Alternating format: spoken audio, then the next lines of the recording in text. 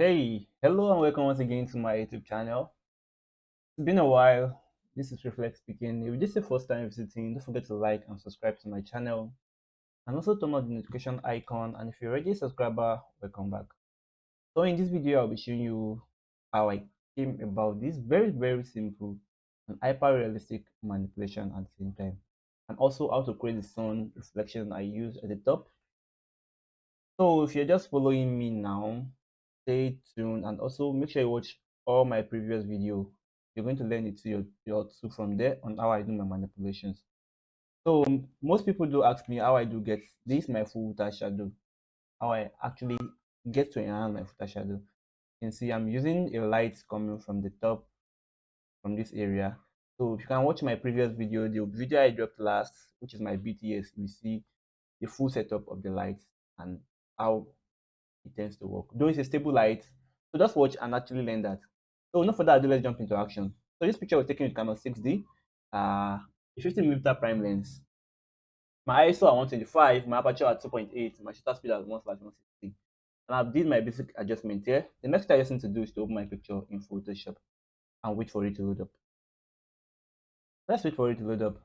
So after that, I do advise you to retouch your picture before you start anything manipulation. Trust me, it's going to stress you out if you are to need the manipulation color grade, then do your retouching. So do your retouching first, which I won't be doing in this video. I don't do retouching in my video, but I'll be dropping some video in the near future whereby I retouch before I start my manipulation. So let's say you're done with your retouching. Once you're done, flatten the layers back. The next thing you just need to do is to crop your picture to the size you want. The size I do use is my 4x5 to 8x10. So that's the Instagram default size which I use in posting my picture. So as you can see, it's cutting off some part of the leg, and also the border room at the top is not enough for me. What I just need to do right now is to drag from the bottom like this, drag from the top also. See, I'm actually seeing nice border room, which is okay for my liking. After I'm done with that, all I just need to do is to click on my OK. As you can see, click on my OK. So the next step is for we to do what? Is for we to remove our subject from the background or probably extend our background. So let's go for the background extension first. You can do either of the two first. So let me go back to this, my layer over here. So I'll just, as you can see right now, I've already retouched my picture, So this is just the formality layer. This is the combination of everything we just achieved so far. So just turn this back off right now. So back to our background layer, duplicate my background layer again by clicking on Ctrl J. Once you're done with that, the next thing you need to do is to select a subject. You can use your quick selection tool, you can use your select subject, etc. etc.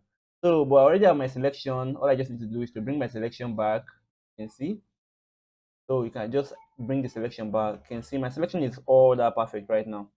So let me zoom out back. I just have to right click on it. I'll go to my feather and I'm going to pick my two. My feather radius is going to be at 2 because that's what I use mostly in all my pictures, almost all my pictures. I'll click on my OK. And I'm going to click on my marks. So right now, separated our subject from the backdrop, but you won't know what you just did right now. If you have to turn off your background layer, you will see we have our subject different from the backdrop. So the next thing we do right now is to go back to our background layer and duplicate it again. Let's name this our modify layer right now. Let's name it our modify layer. So what you just need to do right now is to hold your control key back and click on the marks we just created right now. Click on the marks. So it's going to bring back our selection for you. Once it does, so just go to select, under select, go to modify, then click on expand. So we'll be expanding by 8 pixel. Stay with me guys. We are expanding by 8 pixel. Once you click on that, all you just need to do to go to rectangle mark width. Then make sure your addition is selected. So select the area you want to fill up, like this area where the background did not get to. So let's just fill that area up. So select it like this, select the area and select the background with it. So I'm going to select the area like this. I also don't want this stand to be in the picture, so I want to fill this area also. I'm going to select this area too, select it like this. Here also, I'll do the same thing here. I'm going to do the same thing here also. The reason why I do this over the stretching is that it's still going to fill this area up with the initial shadow that's in the picture, which is very nice for my own liking. So let me add this area to the selection also again, like this. So let me say I'm done with selecting the area I want to fill up. All I just need to do right now is to right click on it. Then I'll go to fill. Under fill, I'll make sure my content hour is turned on. Color adaptation tool is on. My blending mode has to be on normal, and my opacity has to be on 100%. So uncheck this preserve transparency, then click on OK. Wait for it to load up. It might take quite a while, so it's going to fill the area up for you almost perfectly, if not perfect.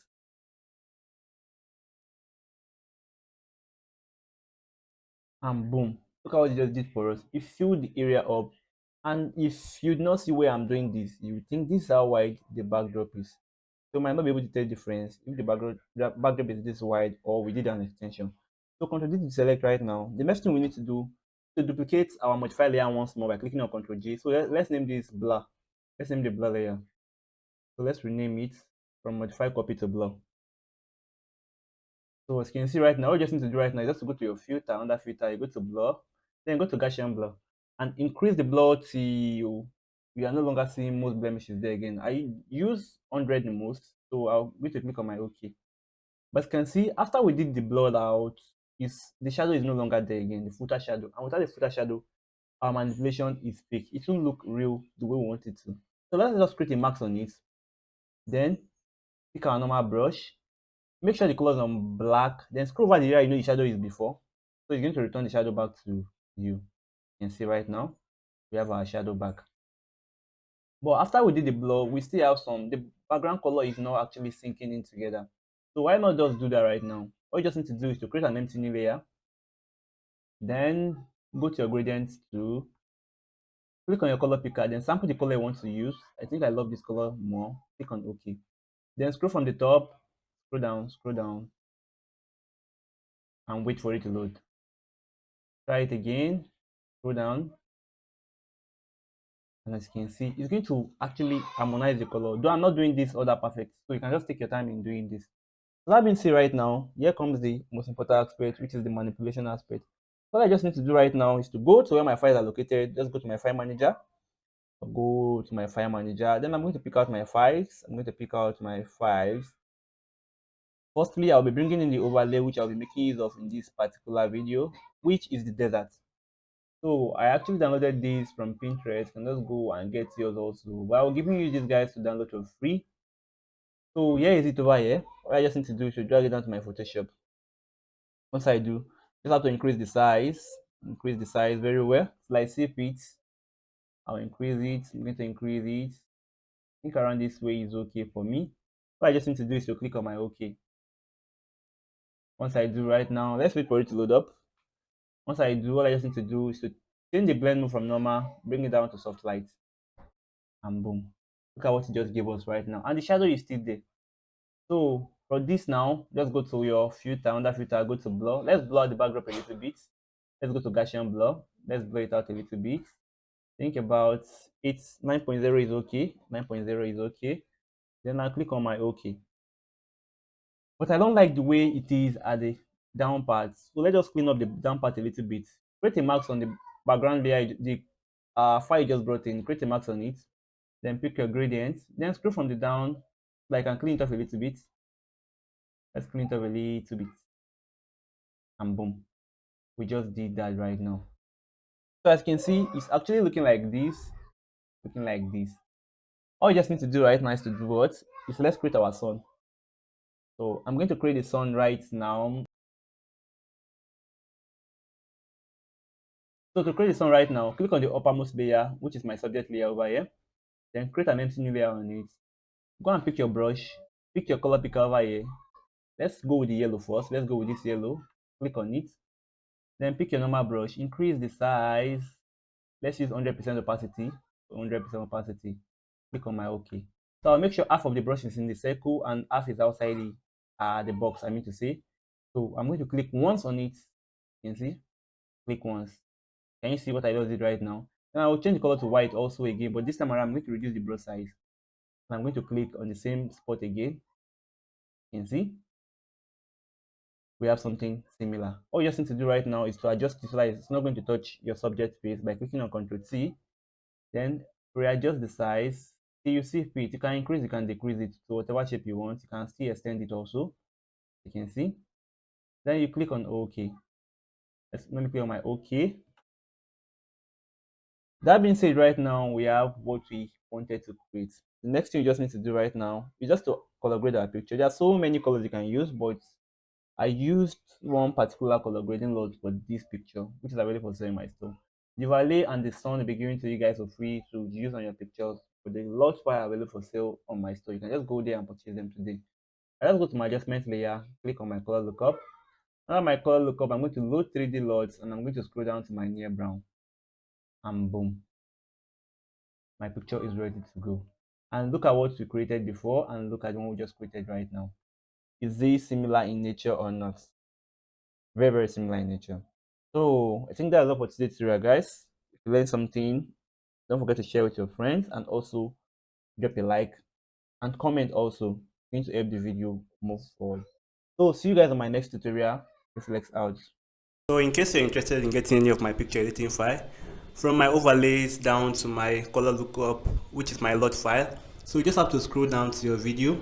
So under the comment, this is my description. So it's not going to load the description for you. You just have to click on show more, click on it. So it's going to show all the options. Once it does that, just click on my store link. So here's my store link. Once you click on it, it's going to take you directly to my store. So you can actually select any file you want. From the color lookup, this is a light skin lots. This is a feather which I use in my recent video. This is 100 premium baby overlays. This is my first video course. This video course entails on how to download all the files I want. The site I use in downloading all my files free of charge, including my Photoshop panels also. This includes my PNG files. This includes all my packs, all my picture editing files, my premium overlay, my PNG, my flying fabrics, my color lookup, my presets. So once you buy this, you've already bought everything apart from this one. So here is my flying fabrics. Here is my, in case you want to give me any project for me to work on. Here's my color lookup. Here is my background overlay, and here is my presets file. So in case you're interested in buying any one, you can actually go for them. The good news there is that you can actually buy your own currency, any currency of your choice. You can buy with any currency of your choice.